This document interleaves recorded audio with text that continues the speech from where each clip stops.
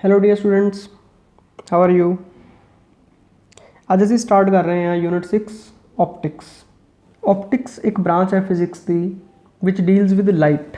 ਜਿਵੇਂ ਕਿ ਅਸੀਂ ਲਾਸਟ ਯੂਨਿਟ ਵਿੱਚ ਦੱਸਿਆ ਸੀ ਕਿ ਅਸੀਂ ਲਾਈਟ ਨਾਲ ਰਿਲੇਟਡ ਫਿਨੋਮੀਨਾਸ ਦੀ ਗੱਲ ਕਰਾਂਗੇ ਐਂਡ ਫਿਨੋਮੀਨਾਸ ਰਿਲੇਟਡ ਟੂ ਲਾਈਟ। ਫਿਨੋਮੀਨਾਸ ਕੀ ਹੈ ਕਿ ਲਾਈਟ ਜਦੋਂ ਇੰਟਰੈਕਟ ਕਰਦੀ ਹੈ, interaction of light with matter, ਕਿ ਲਾਈਟ ਮੈਟਰ ਦੇ ਨਾਲ ਕਿਸ ਤਰੀਕੇ ਨਾਲ ਇੰਟਰੈਕਟ ਕਰਦੀ ਹੈ। ਲਾਈਟ ਜਦੋਂ ਕਿਸੇ ਆਬਜੈਕਟ ਦੇ ਉੱਪਰ ਫਾਲ ਕਰਦੀ ਹੈ, ਕਿਸੇ ਆਬਸਟੇਕਲ ਦੇ ਉੱਪਰ ਫਾਲ ਕਰਦੀ ਹੈ ਜਾਂ ਕਿਸੇ ਵੀ ਚੀਜ਼ 'ਤੇ ਫਾਲ ਕਰਦੀ ਹੈ ਤਾਂ ਕੀ ਹੁੰਦਾ ਹੈ। ठीक है, तो इस दे नाल रिलेटेड फिनोमिनास की असीं गल करनी है। जिस तरह तुसीं नाम सुने होणगे पहलां भी, रिफ्लैक्शन, रिफ्रैक्शन, डिस्पर्शन। ठीक है, तो लास्ट जदों असीं चैप्टर दे विच इलैक्ट्रोमैगनैटिक स्पैक्ट्रम पढ़िया तो उत्थे असीं दस्सिया सी human eye is sensitive to small part of electromagnetic spectrum, जिसनूं असीं विजिबल पार्ट कहा सी, जिस दी वेवलेंथ 400 नैनोमीटर टू 750 नैनोमीटर है। हुण असीं इस दी वेवलेंथ की गल क्यों कर रहे हैं, देखो क्योंकि इत्थे वेवलेंथ बहुत इंपॉर्टेंट है कि लाइट जो इंटरैक्ट करती है ऑब्जैक्ट्स के नाल तो डिपेंड करता है कि उस ऑब्जैक्ट का साइज़ लाइट की वेवलेंथ के कंपेरेबल कितना है। जिवें डेली लाइफ दे विच असीं लाइट देखते हैं ना, किसी ऑब्जैक्ट के उपर फॉल करती है तो उसका साइज़ जो है वो लाइट की वेवलेंथ तो बहुत ज़्यादा है। ठीक है ना, तो उस दे नाल जे असीं कंपेयर करिए तो सानू पता लगता है कि लाइट जी है, असीं देखते हैं कि light travels in a straight line. तो उसनूं असीं कंपेयर कर रहे हैं उस ऑब्जैक्ट के साइज़ नूं विद वेवलेंथ ऑफ लाइट, कि जो लाइट उस ऑब्जैक्ट के उपर फॉल करती है। तो इत्थों ही साडे कोले जो ऑप्टिक्स है वो डिवाइड होंदी है दो पोर्शनस दे विच, कि ऑप्टिक्स नूं असीं डिवाइड करते हैं into the ray optics and wave optics. ठीक है जी, हुण रे ऑप्टिक्स ते वेव ऑप्टिक्स का की कॉन्सैप्ट है कि जो असीं गल करते हैं जी ऑब्जैक्ट्स की कि जिन्हां दा साइज़ लाइट की वेवलेंथ ते बहुत ज़्यादा है, तो उदों लाइट सानूं अपीयर होंदी है स्ट्रेट लाइन दे विच ट्रैवल होंदी। डेली लाइफ दे विच जिस तरह असीं देखते हैं, असीं कहने कि लाइट स्ट्रेट लाइन दे विच ट्रैवल करती है, तो इहदा मतलब लाइट की जो स्ट्रेट लाइन पाथ है उसनूं असीं रे कहने जी। तो रे की डेफिनेशन है कि it is the straight line path travelled by light. ठीक है, तो फिर असीं रे ऑप्टिक्स की गल करते हैं जिंदे विच असीं फिनोमिनास डिस्कस करांगे लाइक रिफ्लैक्शन ऑफ लाइट, तो रे ऑप्टिक्स के अंडर आएगा। रिफ्रैक्शन ऑफ लाइट या डिस्पर्शन ऑफ लाइट, कि light travels in a straight line. हुण इहदे विच की हुंदा है कि ऑब्जैक्ट्स जिस नाल असीं डील कर रहे हैं that have size much greater than wavelength of light. ठीक है, तो इसलिए light seems to travel in a straight line, light appears to travel in a straight line. तो बैटर है कि इत्थे असीं ये लिखिए जी light seems to travel in a straight line, कि सानू लगता है कि लाइट जी है स्ट्रेट लाइन दे विच ट्रैवल कर रही है। ठीक है, तो इसनूं असीं रे ऑप्टिक्स के अंडर इन्हां फिनोमिनास नूं स्टडी करांगे, reflection of light, refraction of light and dispersion of light. हुण इस तो ओपोजिट है जे ऑब्जैक्ट्स जिहड़े है वो कंपेरेबल हो जाए वेवलेंथ ऑफ लाइट दे। ठीक है, when objects are comparable to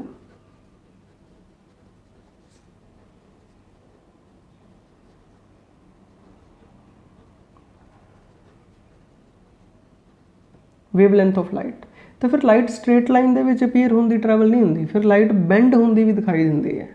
ठीक है ना, तो फिर उस तरह के फिनोमिने जिहड़े है असीं वेव ऑप्टिक्स के पोर्शन दे विच डिस्कस करांगे, जिथे लाइट की असीं वेव नेचर नूं लैके चलांगे।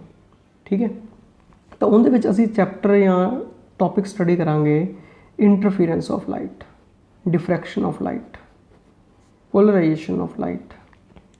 क्लीयर, तो इहदे विच we consider wave nature of light, कि वेव नेचर ते बेस्ड इन्हां नूं एक्सप्लेन करांगे। लाइट कदों स्ट्रेट लाइन दे विच अपीयर होंदी ट्रैवल होंदी है कि जो लाइट जिस ऑब्जैक्ट की असीं गल कर रहे हैं जिंदे उपर लाइट फॉल कर रही है उसका साइज़ बहुत ज़्यादा है as compare to wavelength of light. ठीक है, तो लाइट स्ट्रेट लाइन दे विच ट्रैवल होंदी अपीयर नहीं होंदी कि when objects are comparable to wavelength of light. ये सारे जिहड़े मैं दस्से है जी ये सारे साडे पार्ट है इस ऑप्टिक्स दे। असीं रिफ्लैक्शन तो स्टार्ट करांगे जी, ठीक है। Then we go to refraction, dispersion and also we will discuss optical instruments, then interference, diffraction and polarisation. ठीक है, this is the whole syllabus which we are going to cover. तो हुण असीं स्टार्ट करते हैं जी विद रे ऑप्टिक्स। कि ray optics दे विच असीं की कंसीडर कर रहे हैं कि light seems to travel in a straight line. तो हम रे ऑप्टिक्स ਦੇ ਵਿੱਚ ਅਸੀਂ ਰੇ ਆਫ ਲਾਈਟ ਨੂੰ ਡਿਫਾਈਨ ਕਰਦੇ ਹਾਂ ਕਿ ਵਾਟ ਇਜ਼ ਰੇ ਆਫ ਲਾਈਟ। ਅਸੀਂ ਕਿਹਨੂੰ ਕਵਾਂਗੇ ਜੀ, ਰੇ। तो देखो लाइट स्ट्रेट लाइन ਦੇ ਵਿੱਚ ट्रैवल करती है, वो जो स्ट्रेट लाइन पाथ है उसਨੂੰ ਅਸੀਂ ਕੀ ਕਵਾਂਗੇ, रे। ठीक है जी। इसी तरह ही ਅਸੀਂ बीम ऑफ लाइट की गल करांगे। ਇੱਥੇ ਸਾਡੇ ਕੋਲੇ ਅੱਜ ਤਾਂ ਆਪਾਂ ਰਾਜੇ ਬੇਸਿਕਸ ਕਰਨੇ ਆ। ਦੇਖੋ ਜਿਹੜੀਆਂ ਵਰਡ ਆਪਾਂ ਯੂਜ਼ ਕਰਨੇ ਆ ਉਹਨਾਂ ਵਰਡਸ ਨੂੰ ਡਿਫਾਈਨ ਕਰ ਰਹੇ ਹਾਂ। ਫਸਟ ਲੈਕਚਰ ਹੈ, इंट्रोडक्टरी लैक्चर है, ये सिर्फ टर्म्स दस रहे हैं कि असी रे ऑप्टिक्स की गल कर रहे हैं। रे की है, स्ट्रेट लाइन पाथ की है, कि क्यों असी सानू लगता है कि लाइट स्ट्रेट लाइन दे विच ट्रैवल करती है। तो रे तो बीम नूं असी डिफाइन कर रहे हैं, बीम ऑफ लाइट। तो लाइट जो किसी चीज़ तो आती है, जिस चीज़ तो लाइट आ रही है, जिवें सन तो आ रही है या किसी लैंप तो आ रही है, ट्यूब लाइट तो आ रही है, तो असी उसनूं की कहांगे, सोर्स। जो लाइट किसी सोर्स तो आती है तो उहदे तो एक रे नहीं आती, बहुत सारिया रेज आदियाँ। तो जे असी बंडल ऑफ रेज लीए, बंच ऑफ रेज लीए, तो उन्होंने असी की कहने आ, beam of light. That is bundle of rays of light, that is the bunch of rays of light. कि रेज ऑफ लाइट के बंच नूं असी की कहने आ, बीम ऑफ लाइट। ठीक है, हुण असी डिस्कस करांगे जी रिफ्लैक्शन ऑफ लाइट। रिफ्लैक्शन की चीज़ है कि जो लाइट किसी सरफेस के उपर फॉल करती है तो उनके उपर टकरा के उससे ही मीडियम के विच वापस आ जाती है। जिवें कि लाइट हुण एयर दे विच ट्रैवल कर रही है, ठीक है, तो वो किसी ऑब्जेक्ट के उपर टकराती है तो उत्थे टकरा के बेंड कर जाती है। तो उस मीडियम के विच ही जो रहिंदी है तो उसनूं असीं रिफ्लैक्शन ऑफ लाइट कहने आ। जो मीडियम चेंज हो जाता है, मतलब एक मीडियम तो दूसरे मीडियम के विच चली जाती है, तो वो रिफ्रैक्शन है। ठीक है, कि लाइट जो किसी सरफेस के उपर स्ट्राइक करती है तो उस मीडियम के ही बेंड होती है, तो उसनूं असीं की कहने आ, रिफ्लैक्शन। ठीक है, तो हुण असीं लॉज ऑफ रिफ्लैक्शन नूं डिस्कस करते हैं। तो इहदे लई सपोज करते हैं जी, देखो ये सरफेस है, एक प्लेन सरफेस है, इसकी एक साइड पॉलिश्ड है। तो पॉलिश्ड साइड नूं असीं इस तरह शो कराया करांगे, जिवें मिरर है साडा, प्लेन मिरर असीं घरे शीशा देखते हैं ना, तो वो एक सरफेस है। इहदे उपर जे परपेंडिकुलर ड्रॉ करिए,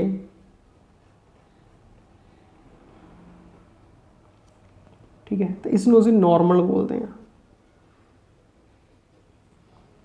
तो जो लाइट इहदे उपर स्ट्राइक करती है, सपोज करो कि लाइट किसी एंगल से स्ट्राइक कर रही है, असीं स्केल यूज़ करते हैं ताकि डायग्राम थोड़ी जी ना वधिया बने।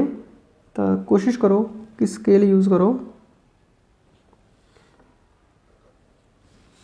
तो इंसीडेंट लाइट है, इसनूं असीं जे एक रे ड्रॉ कर रहे हैं तो इंसीडेंट रे भी कहने हैं।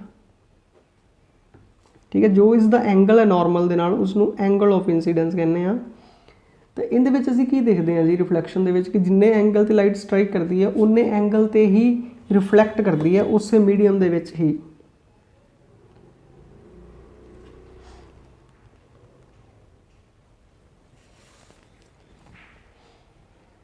ठीक है जी, ये रिफ्लैक्टेड रे है।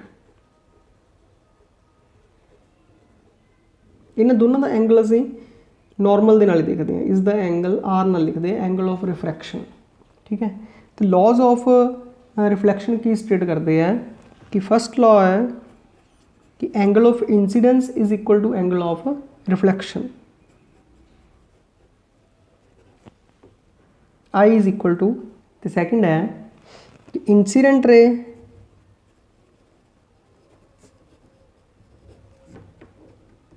Normal and reflected ray lies in same plane।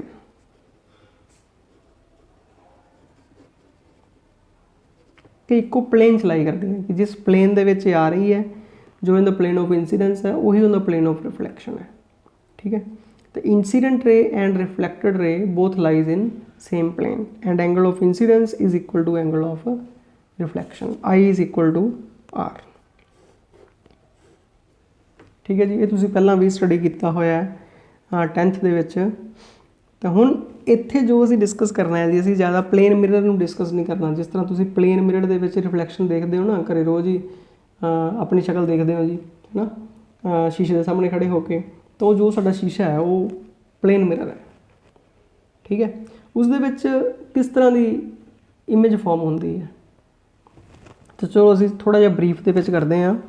Image formed by plane mirror. ठीक है, कंसिडर करो जी ये एक प्लेन मिरर है। ठीक है, इस साइड तो पॉलिश्ड है, मतलब ये बैक साइड है। जी ये बैक साइड होंगी है, इनके सामने वाले पासे असीं खड़ते हैं। ठीक है, तो इनके सामने असीं किते भी सपोज करो कि एक ऑब्जेक्ट प्लेस करते हैं। ठीक है, इत्थे असीं ऑब्जेक्ट प्लेस करता, मान लो जी ये ऑब्जेक्ट है साडा, ये पॉइंट ऑब्जेक्ट है।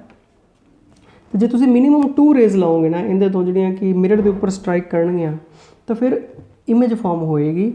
देखो मैथड की है कि फस्ट रे जिहड़ी है वो नॉर्मल स्ट्राइक कर रही है। हुण देखो जो इत्थे नॉर्मल स्ट्राइक करती है रे, इस लाइन के लॉन्ग ही आती है, तो उसका एंगल ऑफ इंसीडेंस कितना होएगा, उसका एंगल ऑफ इंसीडेंस 0 होएगा। तो जिहड़ी रिफ्लैक्टेड रे है उनका एंगल ऑफ उनका भी एंगल 0 होएगा। तो फिर जिहड़ी जे इस पाथ के अलोंग रे आएगी तो इस पाथ के अलोंग ही वापस जाएगी। हुण देखो इत्थे रे जिहड़ी है नॉर्मल स्ट्राइक कर रही है, तो जिहड़ी नॉर्मल स्ट्राइक करेगी उसका एंगल ऑफ इंसीडेंस 0 है, तो उस पाथ के अलोंग ही वापस जाएगी। हुण दूजी रे तुसीं किते भी स्ट्राइक करते हो, सपोज करो जी असीं इत्थे स्ट्राइक कर दिंदे हां, तो हुण जिन्ने एंगल ते स्ट्राइक कर रही है उन्ने ही एंगल ते की होएगा, रिफ्लैक्ट करेगी। तो हुणे रिफ्लैक्ट करके इधर जाएगी। तो असीं ये देखना होंदा है कि आफ्टर रिफ्लैक्शन रेज किस तरह जा रही हैं। तो आफ्टर रिफ्लैक्शन एक रे इधर जा रही है, एक रे इधर जा रही है, तो ये मीट नहीं करनगियां। जे आफ्टर रिफ्लैक्शन रेज मीट नहीं करदियां तो फिर की करना होंदा है, फिर साडे कोले बेसिक रूल है जी, उन्हां रेज नूं एक्सट्रापोलेट करदे हैं। तो इस रे नूं असीं एक्सट्रापोलेट करांगे।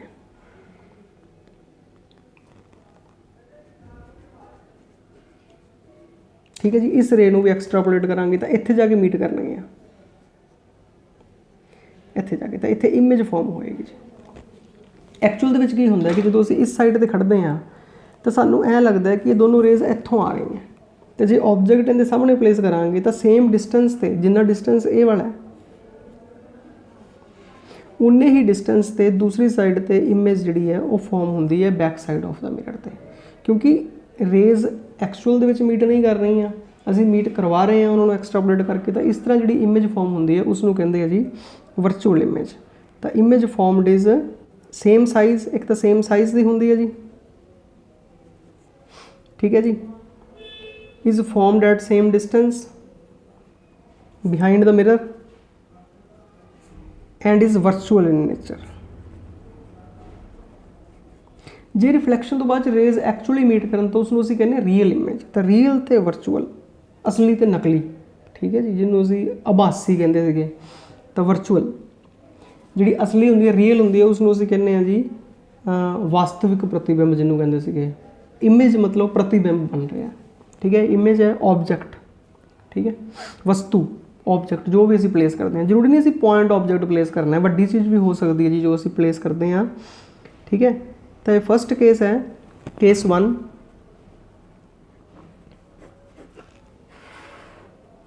फॉर पॉइंट ऑब्जेक्ट कि असीं पॉइंट ऑब्जेक्ट प्लेस किया जी। ठीक है, हुण असीं सपोज करो जी कि इनके सामने प्लेस करते हैं एक्सटेंडेड ऑब्जेक्ट, मतलब वड्डा ऑब्जेक्ट, जिवें तुसीं खड़ गए जी। ठीक है, तो केस 2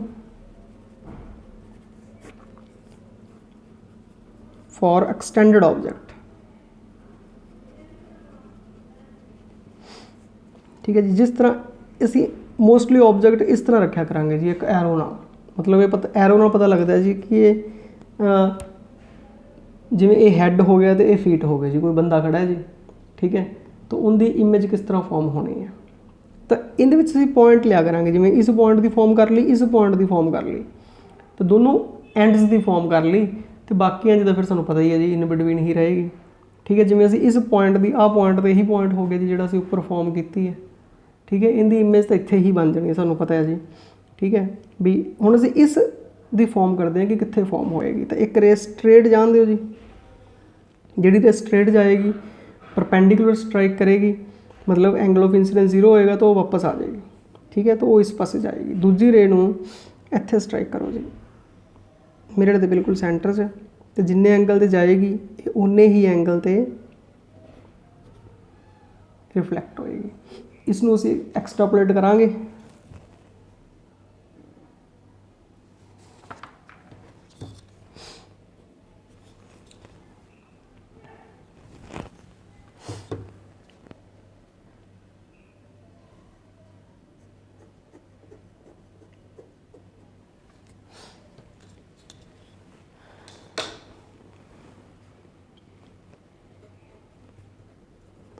ठीक है, हुण असीं सिर्फ ए पॉइंट की इमेज फॉर्म कर रहे हैं। देखो ए पॉइंट तो जो असीं फॉर्म करते हैं तो ए पॉइंट की इमेज इत्थे बनती है। बी पॉइंट की असीं इमेज पहले ही बना चुके सी, जिवें असीं ओ दी बनाई सी आई ते इत्थे बनेगी जी। ठीक है, इसनूं असीं ए डैश बी डैश लिखांगे तो इस तरह की इमेज इत्थे फॉर्म होएगी। ठीक है, ये रे असीं स्ट्राइक करवाई, रिफ्लैक्ट होकर इधर चली गई। जिन्ना एंगल ऑफ इंसीडेंस है उन्ना ही एंगल ऑफ रिफ्लैक्शन है। इस रे नूं स्ट्राइक करवाया जी, वापस आ गई। तो ये दोनों रेज डाइवर्ज कर रही हैं, हुण मीट नहीं कर रही आफ्टर रिफ्लैक्शन। तो इन दोनों रेज नूं असीं एक्सट्रापोलेट करते हैं तो ए पॉइंट की इमेज इत्थे बनती है, बी पॉइंट की इमेज इत्थे बन रही है। इस तरह सारे पॉइंट्स की इमेज एक कलैक्शन ऑफ पॉइंट ऑब्जेक्ट्स है। देखो एक्सटेंडेड इमेज ऑब्जेक्ट की है, कलैक्शन ऑफ पॉइंट ऑब्जेक्ट्स है। ठीक है, तो इन्हां दी इमेज इत्थे बनेगी। तो इस तरह जो इमेज फॉर्मड है that is equal in size.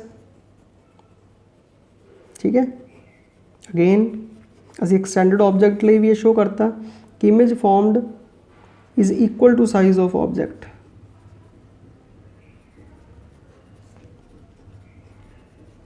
ठीक है, तो दूसरा वर्चुअल। ठीक है, तो तीसरा एट द सेम डिस्टेंस।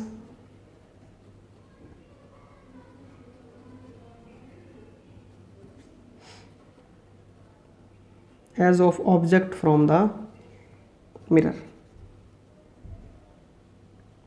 ठीक है जी, एक्चुअली प्लेन मिरर ज़्यादा अपने सिलेबस दे विच नहीं है हुण, क्योंकि इनके बारे असीं पहलां कर चुके हैं। तो हुण जो साडे सिलेबस दे विच वो सफेरिकल मिरर्स है।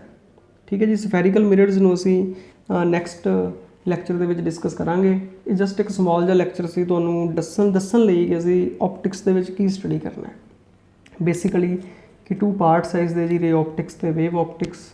किस सैक्शन नूं रे ऑप्टिक्स दे विच डिस्कस करना है तो किस नूं वेव ऑप्टिक्स दे विच डिस्कस करना है। जो सफेरिकल मिरर्स है जी, कनकेव मिरर, कन्वैक्स मिरर, वो जी नैक्सट टॉपिक दे विच स्टार्ट करांगे। ठीक है जी, so all the best, have a nice day.